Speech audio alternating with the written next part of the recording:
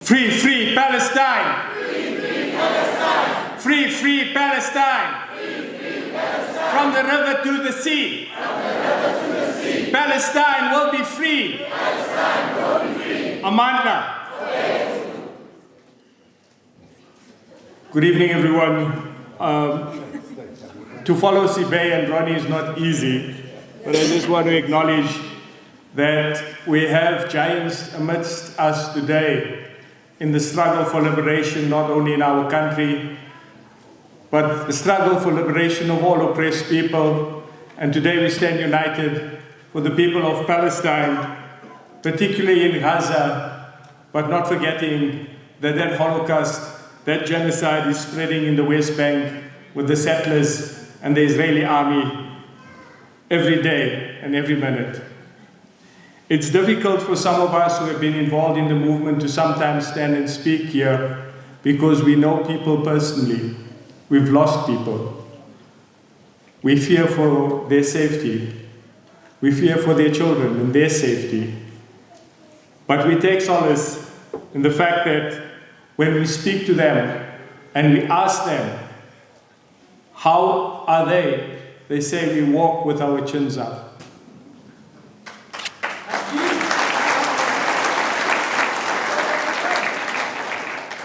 What we know of in our own country, those of us who were very active in the struggle, is that those who were part of Umkhonto weSizwe and the other liberation armies, they gave us hope.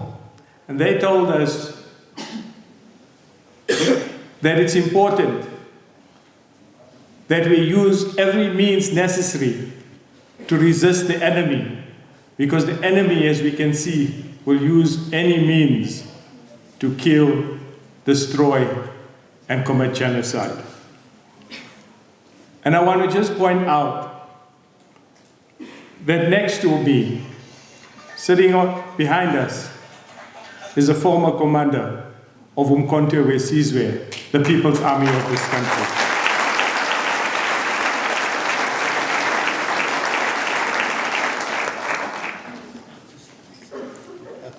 But do you condemn Hamas? Okay.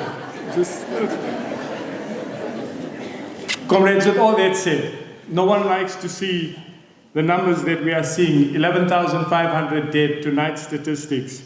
4,710 of them, of the martyrs, are children. The missing has reached 3,640, including 1,770 children. The number of injured since the start of the Israeli aggression has risen to 29,800. More than 70% of them are women and children. Some of them, the doctors of Al-Shifa, had to leave unattended at gunpoint today, including babies in incubators. There is no end to the inhumanity that we are seeing coming out of apartheid Israel, a genocidal state. Friends, comrades,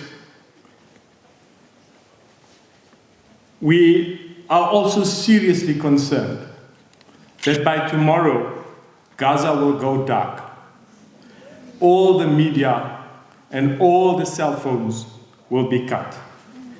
You can only imagine what is going to happen when the eyes of the world are turned off. These eyes have also been turned off in the West Bank since before the 7th of October, with daily killings, arrests, house demolitions, and so forth.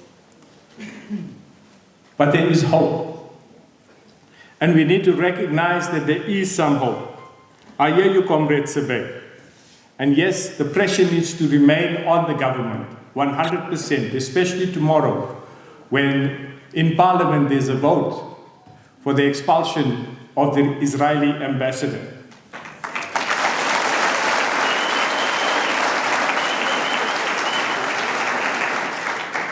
But there's hope because there are shifts in our government.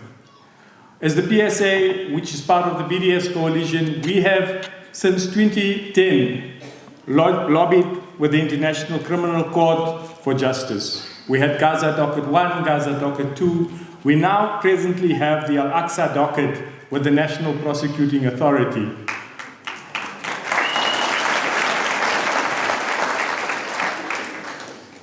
And we are saying that all of that evidence is at the disposal of Minister Pandor and the government, should they wish to do that referral.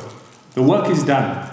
And in this week alone, I've met with maybe 2 or 3 dozen lawyers in 3 or 4 different conferences, everyone willing to give their time, their effort, sacrifice from their practice to make sure that South Africa puts in a very solid referral to the International Criminal Court, charging Israel for genocide, for crimes against humanity,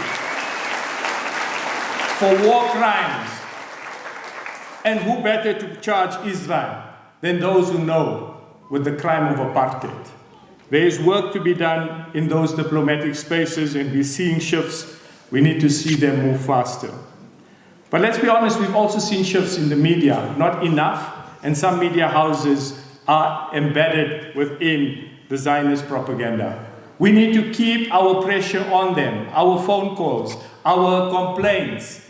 We have, in the past 5 or 6 years, lodged maybe 6 or 7 complaints, and some of them we have won. Some of these legal cases we have won as well. So we need to build on that, and we need to ensure that the clear enemies who have pinned their flags to the mast, the enemies of justice, freedom, dignity, the enemies of the struggle against colonialism, they are all now coming together under one coalition, and those are the political parties of the right, the political parties of the wrong. We know that they have been clearly bought out and entrenched in the Zionist lobby, and we need to expose them and we need to challenge them.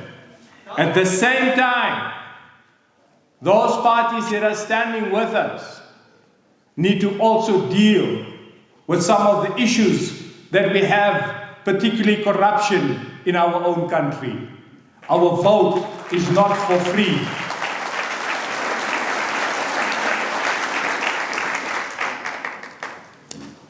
Last week, the PSA is also part of the Freedom Flotilla Coalition. We met with the team in Turkey, and we can confirm that the flotilla is busy now on welfare projects to get medicine and medical supplies ready, so that when that opening happens, that we will be able to get that supplies and volunteers, hopefully, into Gaza.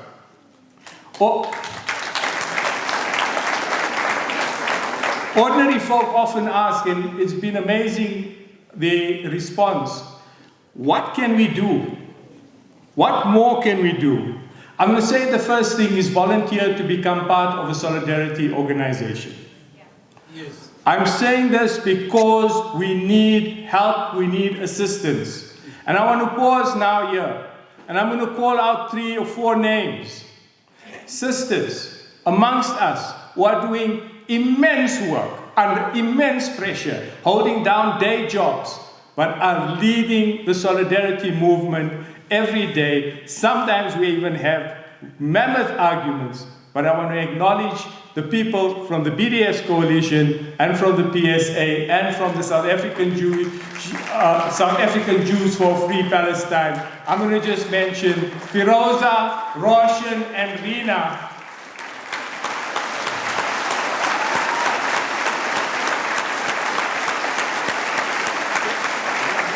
And I do this because we tend to work behind and push things and make things happen.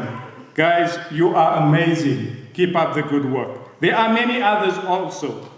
You can check our websites and you can send an email and someone will get back to you. There's space for people to do social media. There's space for people to do media campaigning against bad media. There's space for people to do workshops in education and training. There's space for people to do lobbying. There's space for people to do organizing. There's space for people to just be present. And we need you to do that. We need to be more organized for that.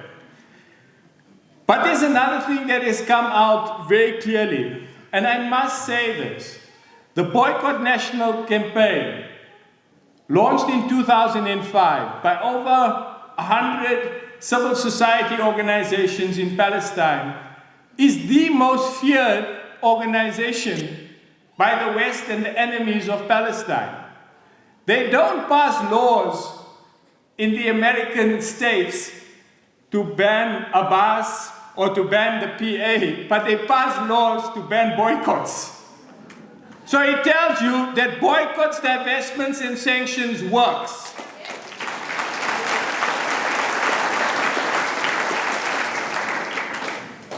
We in the BDS movement have identified a number of campaigns, but there are also grassroots campaigns, which we are recognizing and supporting. For example, the campaign for this Saturday to boycott and picket at the Sandton Africa Paddle at 9 a.m. is a grassroots campaign that we will give our full support to. And we will follow that one with a second protest outside the Cape Union Mud Poetry and Khaki stores in Rosebank.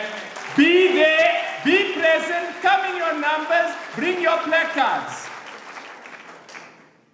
It is not acceptable that in a democratic, free South Africa, that there are still people who promote racism, because the promotion of Zionism, the promotion of Israel as a democratic state when it is nothing but a dictatorship of the Netanyahu clan, which is implementing a genocide on all of Palestine.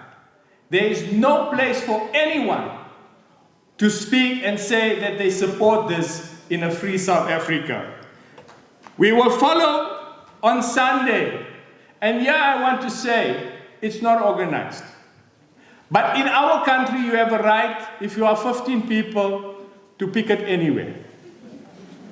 Remember what happened to 94.7's news presenter? I'm just telling you, there's a cycle race on Sunday. Jan Smuts is a long road. 15 people can spread out very nicely on Jan Smuts and on Mandela Bridge and outside FNB and outside Reveille. Let us be present on Sunday, even if we stand alone.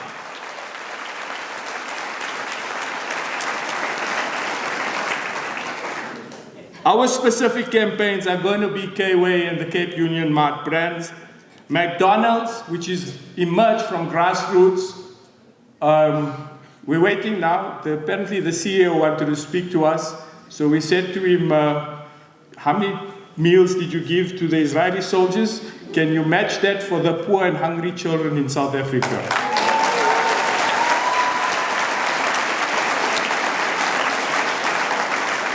ZZ2, you know, the myth that the desert was greened by Israelis. Huh? If it was so dry, I don't think people would have stayed there for 5, 6, 7,000 years. You know what I mean? It's always been fertile. It's another one of the myths. So ZZ2 tomatoes, just check there by Bismillah Fruit and Veg, please. No ZZ2. I can tell you there's a Bismillah Fruit and Veg down my road in Lens, and I'm announcing this, and we will do a story on it.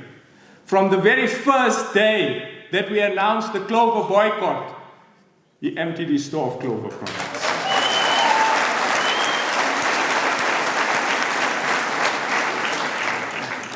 The other two is a major campaign. And Pizza Hut, which did the same as McDonald's, let's not forget that, and Puma. Puma must be boycotted in its full. It's an international boycott campaign. Please, when we're there at Rosebank, Puma is also there. Let us understand why we are boycotting Puma. Puma sponsors the Israeli national team, but it mainly sponsors the settler federation. Football teams that play from the illegally occupied territories. And we've asked Puma to say, take a stand, they are illegally occupying Palestine and you are running a league on the backs and on the blood of the Palestinian people. There's no place for Puma. They need to withdraw immediately. And it brings us to the key point, that South African sports people, no matter how young they are, must be held accountable if they celebrate war and soldiers and genocide, like the young Tiger. And we call on Cricket South Africa and the Gauteng Lions to take strict action. Where is it that people can celebrate the killing of 11,000 people and get away with it? Hold him to account. Comrades, friends, brothers and sisters, we need unity in action. Someone said to me, we're very fragmented. And I think there is a sense that the solidarity looks that way. But I can assure you that in Cape Town, that march, we were part of it because we have a link with the PSC and the MJC and the other groups there. The marches that happen in Pretoria or in KZN, and you guys are going around the country. These are our networks that we work together with people across the country. So Sibe, the 29th or the 2nd, the date will be finalized, is a South African shutdown. And we want to declare it as an International Day of Solidarity with the Palestinian people.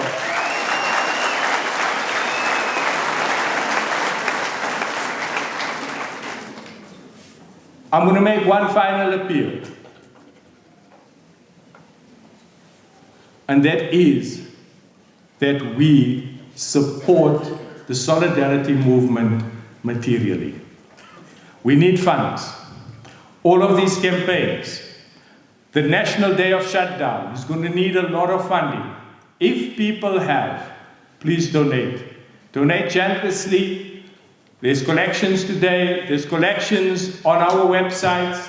There's always collections being sent out. As much as we must give towards Gaza and the relief, let us also build this very, very strong solidarity, boycott, divestment and sanction movement in South Africa. Amandla! Yes. Ceasefire now! Ceasefire now! Free, free Palestine! Free, free Palestine. From the river to the sea! From the river to the sea. Palestine will be free! Palestine will be free!